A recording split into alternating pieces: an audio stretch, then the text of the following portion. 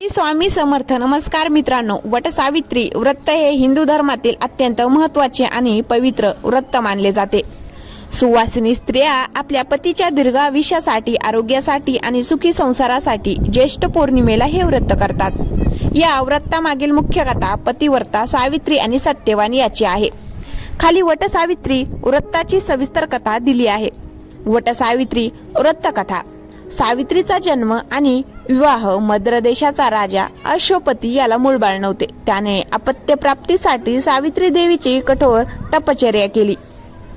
देवीच्या आशीर्वादाने राजाला एक कन्या झाली, जिचे नाव त्यांनी सावित्री ठेवले. सावित्री उपवर झाल्यावर राजाने तिला स्वतःचा पती निवडण्याची मुभा दिली. सावित्रीने तपोवनात राहणाऱ्या धूमसेन, जे अंध आणि शत्रूने राज्य हिरावून घेतलेले राजे होते, यांचे पुत्र सत्यवान याची पती म्हणून निवड केली. नारद मुनीचे भाकीत जेव्हा सावित्रीने आपल्या निवडीबद्दल वडिलांना सांगितले, तेव्हा तिथे उपस्थित असलेल्या नारद मुनींनी एक चिंताजनक भाकीत केले.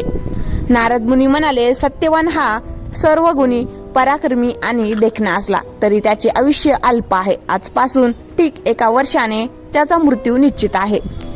राजा अश्वपतीने सावित्रीला आपला निर्णय बदलण्यास सांगितले, परंतु सावित्री आपल्या निर्णयावर ठाम राहिली. ती म्हणाली, मी सत्यवानाला मनातून पती मानले आहे.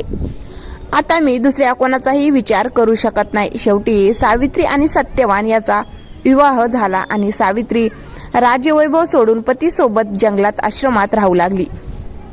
मृत्यूचा तो दिवस सरत गेले आणि सत्यवानाच्या मृत्यूचा दिवस जवळ आला. मृत्यूच्या 3 दिवस आधीपासून सावित्रीने कठोर उपवास व्रत पाळण्यास सुरुवात केली. ज्या दिवशी सत्यवानाचा मृत्यू होणार होता, त्या दिवशी तो लाकडे तोडण्यासाठी जंगलात निघाला. सावित्रीनेही त्याच्या सोबत जाण्याचा आग्रह धरला. जंगलात लाकडे तोडत असताना अचानक सत्यवानाच्या डोक्यात तीव्र कळा येऊ लागल्या आणि तो बेशुद्ध झाला.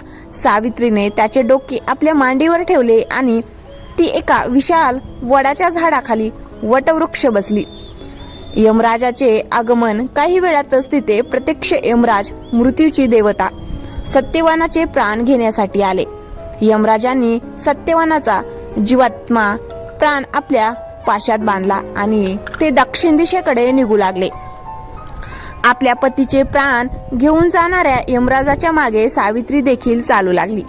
यमराजांनी तिला थांबवण्याचा प्रयत्न केला आणि सांगितले, हे मत्तर्य स्त्री, तुझी आणि सत्यवानाची साथ इथपर्यंतच होती. आता तू मागे फिर. सावित्रीचे चातुर्य आणि यमराजाचे वरदान. सावित्रीने मागे फिरण्यास नकार दिला आणि ती यमराजांशी अत्यंत द्विधापूर्ण धर्म आणि कर्तव्याच्या गोष्टी बोलू लागली. तिच्या भक्तीने आणि बुद्धिमत्तेने यमराज प्रसन्न झाले. त्यांनी सत्यवानाचे प्राण सोडून तिला 3 वर मागण्यास सांगितले. सावित्रीने अत्यंत हुशारीने खालीलप्रमाणे वर मागितले. पहिला वर, माझे सासरे धूमसेन यांची दृष्टी परत यावी आणि त्यांचे हरवलेले राज्य त्यांना परत मिळावे. दुसरा वर, माझ्या आईवडिलांना 100 पुत्र व्हावेत. तिसरा वर, मला सत्यवानापासून 100 पराक्रमी पुत्र व्हावेत. पुत्रवती भव. यमराजांनी तथास्तु, तसेच होईल म्हणून वर दिला आणि पुढे निघाले. पण त्यांच्या लक्षात आले की 3ऱ्या वरानुसार जर सावित्रीला सत्यवानापासून 100 पुत्र हवे असतील तर सत्यवानाला जिवंत करणे आवश्यक आहे. पतीशिवाय ती माता कशी बनणार? सत्यवानाला पुनर्जीवन आपल्याच वचनाच्या जाळ्यात अडकल्यामुळे यमराजांना सावित्रीच्या चातुर्याचे आणि पतिव्रतेचे कौतुक वाटले. त्यांनी हसतमुखाने सत्यवानाचे प्राण मुक्त केले आणि त्याला 400 वर्षाचे आयुष्य बहाल केले. सावित्री आनंदाने पुन्हा त्याच वडाच्या झाडाखाली आली, जिथे सत्यवानाचा देह पडला होता. काही वेळातच सत्यवान झोपेतून जागे व्हावे तसा जिवंत झाला. सावित्रीच्या पती भक्तीमुळे तिचे सासरे आणि वडील दोघांचे घराणे उधारले. वटझाडाचे महत्व. कथा घडली तेव्हा सावित्री वडाच्या झाडाखाली बसली होती आणि याच झाडाच्या साक्षीने तिने यमराजाकडून पतीचे प्राण परत मिळवले. वडाचे झाड हे दीर्घायुष्य आणि अक्षतेचे प्रतीक मानले जाते. म्हणूनच सुवासिनी स्त्रिया वडाच्या झाडाची पूजा करून आपल्या पतीलाही सत्यवानासारखे दीर्घायुष्य मिळावे अशी प्रार्थना करतात.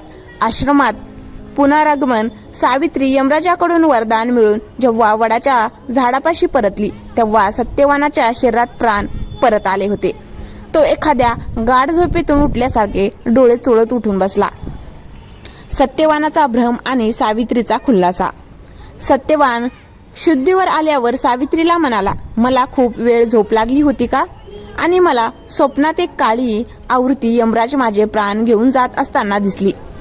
सावित्रीने हसून उत्तर दिले, स्वामी, आता संकट टळले आहे. रात्रीची वेळ होत आली आहे. आपण आधी आश्रमात परत चलूया. मी तुम्हाला वाटेल सर्व काही सांगते. वरदानाची प्रचिती. दोघेही आनंदाने आश्रमात परतले.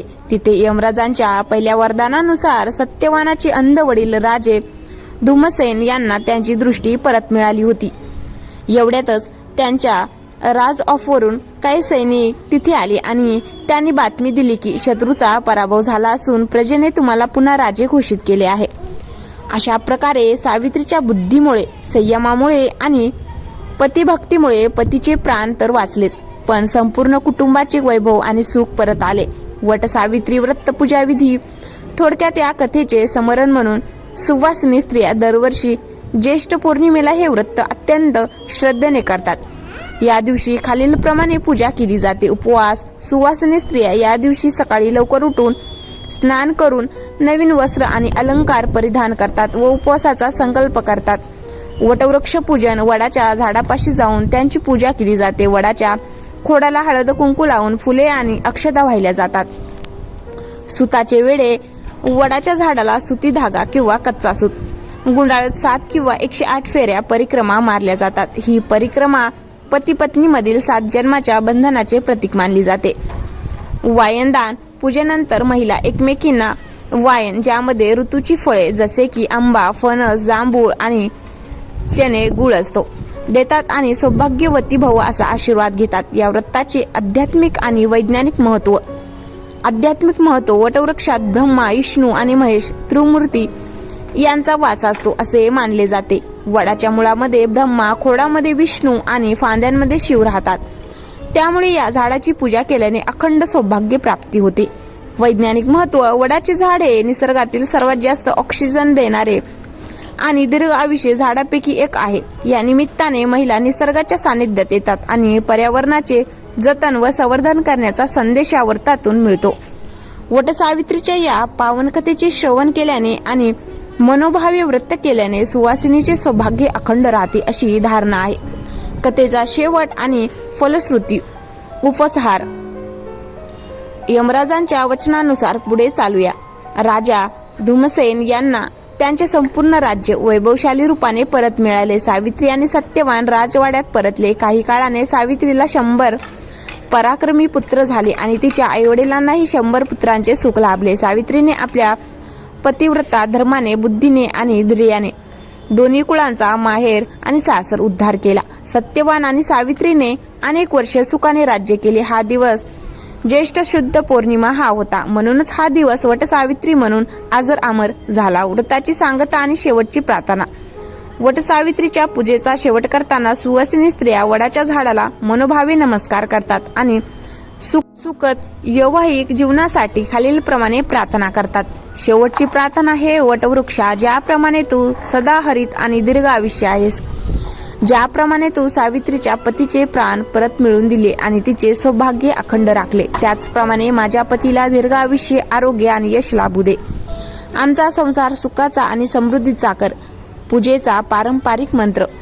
पूजेच्या शेवटी वडाला सुताचे वेढे घालताना किंवा नमस्कार करताना हा मंत्र म्हटला जातो. अर्थ. हे यमराज, तुम्ही सर्वांना अभय देणारे आहात. मला अखंड सौभाग्य आणि अवैधव, कधीही वैद्य न येणे प्रदान करा. मी तुम्हाला नमस्कार करते. आरती आणि उपवास सोडणे. पारणा. संध्याकाळी वटसावित्रीची आरती केली जाते. सुवासिनी स्त्रिया घरातील ज्येष्ठ स्त्रियांच्या आणि पतीच्या पाया पडून आशीर्वाद घेतात. त्यानंतर विजाती, अन्न, फळे, चणे किंवा सात्विक भोजन घेऊन उपवास सोडला जातो. थोडक्यात सांगायचे तर सावित्रीची ही कथा केवळ एक धार्मिक कथा नाही, तर ती स्त्री शक्ती, तिचा आत्मविश्वास, बुद्धीचा चातुर्य आणि पती पत्नीमधील अतूट प्रेमाचे प्रतीक आहे. जी स्त्री ही कथा श्रद्धेने ऐकते किंवा वाचते, तिच्या पतीवरील सर्व संकटे दूर होतात आणि तिला अखंड सौभाग्य प्राप्ती होते.